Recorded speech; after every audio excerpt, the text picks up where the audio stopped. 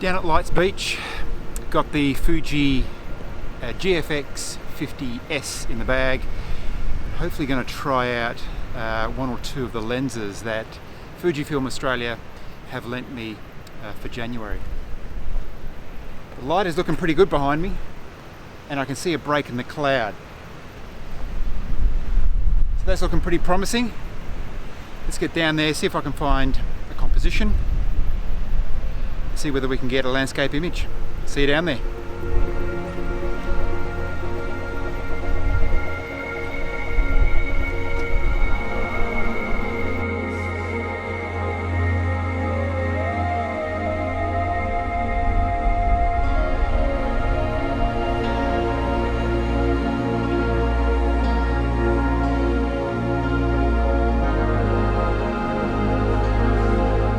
Welcome to Lights Beach.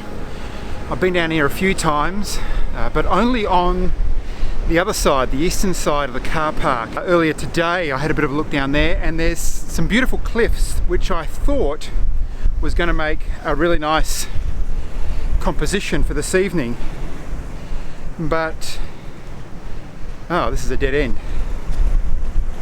I'm going to have to turn around.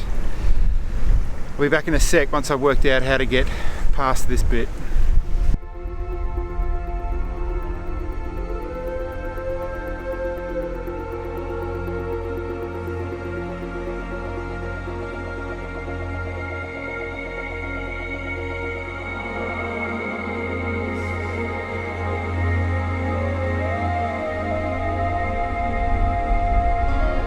Right, back again.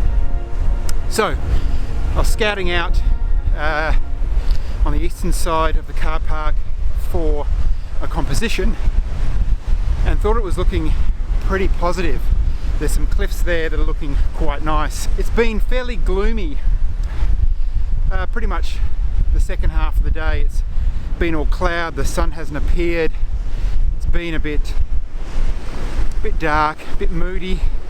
So I thought these cliffs might be quite good. Now, I haven't given up on that composition, but I've come down to the car park this evening about 20 minutes before sun sets, and I can see a break in the clouds. First time since lunchtime. And I think, according to the Pills app, I think the sun is just going to manage to get underneath the clouds, and the light and the colour might be captured by the bottom of the clouds. So that's why I've gone west towards where the sun is setting. Okay, so we've abandoned that plan. I've got to be fairly careful because I'm not too familiar with this area, particularly this side of the car park, and I think the tide is coming in. Not only can it be blocked off at the base of these stairs, which is my only way back to the car park, but this area where I'm standing on at the moment is fairly flat, and I can see the water coming in at a fair rate. So I'm going to go back up those stairs, see whether I can just find another spot. I just need to get a little bit elevated because I'm going to go along the coast. I need to get a little bit of height so I can get some separation amongst the parts of the land that jut out to the sea, and hopefully get a little bit of light and colour that's reflecting not only off the clouds but off the rocks and some of the vegetation. That might be nice as well. So that's the plan. I'm going to head back as the water is coming in, but don't worry, I'm going to be okay.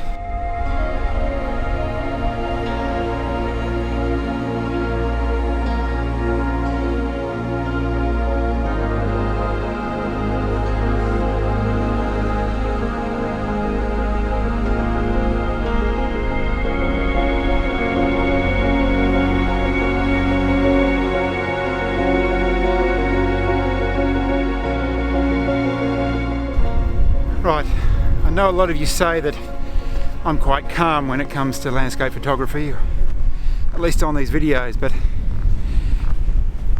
that's generally how I like to play it. Nice and calm, nice and relaxed. I think when my mind is relaxed, I'm at my most creative. But today, I'm not so relaxed. So I have scouted around as much as I possibly can for the last 20 minutes. I'm a bit out of breath. Walking up hills, climbing up rocks, jumping over incoming tides. There's nothing I can see that's going to make an image, so I'm walking back towards the car park. Sorry, I'm so out of breath. Might be able to pick up behind me that the sun is nearly on the horizon. And yes, if you want to know whether I'm panicking, I suppose I am. But at the same time, what I try and do in these situations is make the most of what I've got. So I've got a couple of minutes. I can see a bank of clouds actually on the horizon itself, which probably means that the image isn't going to be as good as I thought it was going to be, which means that some of the pressure is already taken off. Found a little mound over here, right back at the car park, which I'm almost at now. And I'm going to use that as my vantage point across the main beach. I think it's the highest point. It means I'm going to get the most separation with the cliffs behind me.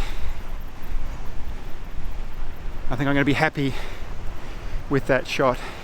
The cliffs, of course, are going to be silhouetted because the sun is pretty much setting behind them. Although from this vantage point I can see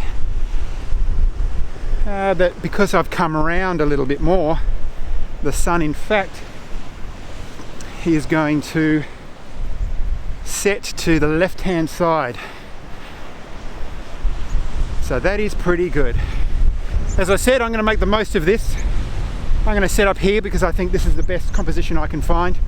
I've still got a few more minutes before the sun technically gets to the horizon, but it's going to be covered by cloud anyway. All I want to do is just be ready here. If there's any light at all reflected from the cloud, this should be a pretty good image.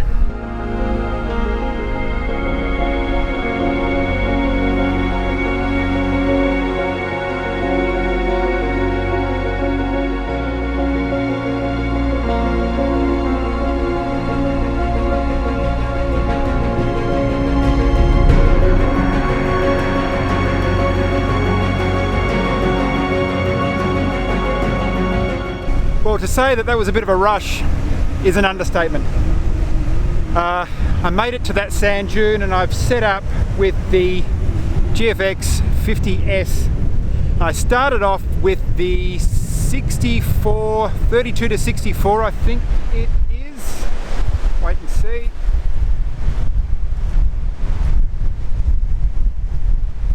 Yep, 32 to 64, because I wanted to use that and I thought that that this scene was going to be perfect for it. I didn't think I was going to really want to go much more than 32mm.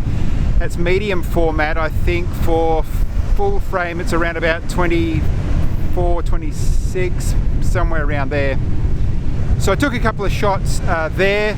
I had the Lee system on the front that takes a 77mm adapter, so I've been able to use the adapter that I've used on my other lenses there, and I had a circular polarizer because I was getting a fair amount of glare coming off the water and the waves and the wet sand. So I've just been experimenting. I must admit this is the first time I've actually used the 50S. I've been using the 50R for the last couple of days. So as far as the light was concerned, because of the bank of cloud on the horizon, as the sun was setting, the light cut out pretty quickly. I pretty much only had time for one set of shots. Really wasn't particularly happy with the scene, because I've got a set of rocks down in the bottom left-hand corner that were right at the corner, and I wanted that a little bit in from the frame. It was just a little bit awkward, so in the end I changed out the 32 to 64 and swapped it over for the 23mm, and that gave me a much wider angle. I was able to get more of the dunes and the foliage on the right hand side. The clump of rocks that I was using to anchor the bottom left hand side was further in from the frame and seemed a little bit more comfortable. The image seemed a little bit more balanced that way. So in the end, as you can see on the front here, I've also got a 6-stop neutral density, and I was using that to take some long exposures, 20 seconds and 25 seconds, again just experimenting and seeing how that turned out, once of course the light and the colour in the clouds went as well.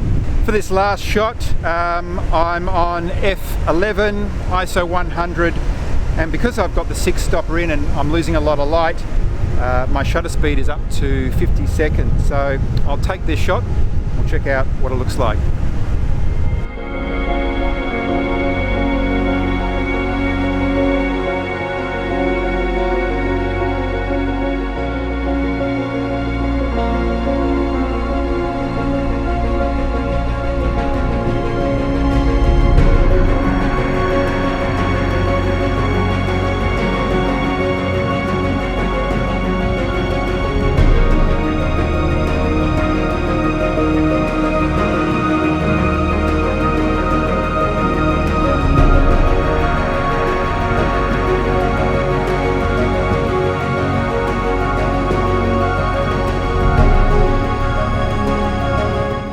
That's it for this evening.